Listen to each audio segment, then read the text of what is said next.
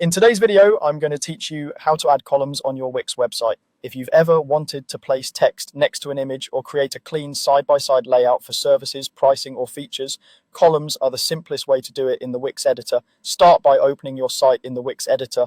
On the left toolbar, click Add, which is the plus icon. Depending on your template, you'll either go to Strip and then choose Columns, or go to Layout and then choose Columns. Both options lead you to the same result, a ready-made strip with multiple columns that you can use as a flexible container for your content. Strips are full-width sections designed to keep elements aligned and responsive, so starting with a column strip is the most reliable approach for building clean layouts. Once you've selected a column layout you like, click and drag it onto your page. Drop it where you want it to live, such as between two existing sections or within a specific area of your design. As you move it around, watch for the smart guides and snap lines. They help you align the strip with other elements so everything looks balanced. You can also drag the top and bottom handles to adjust the strip's height, giving your content more breathing room if needed. Now let's fine-tune the columns themselves.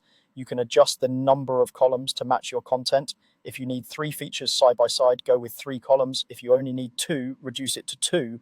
The column settings let you add or remove columns quickly, and each column acts like its own mini canvas where you can place text, images, buttons, or galleries.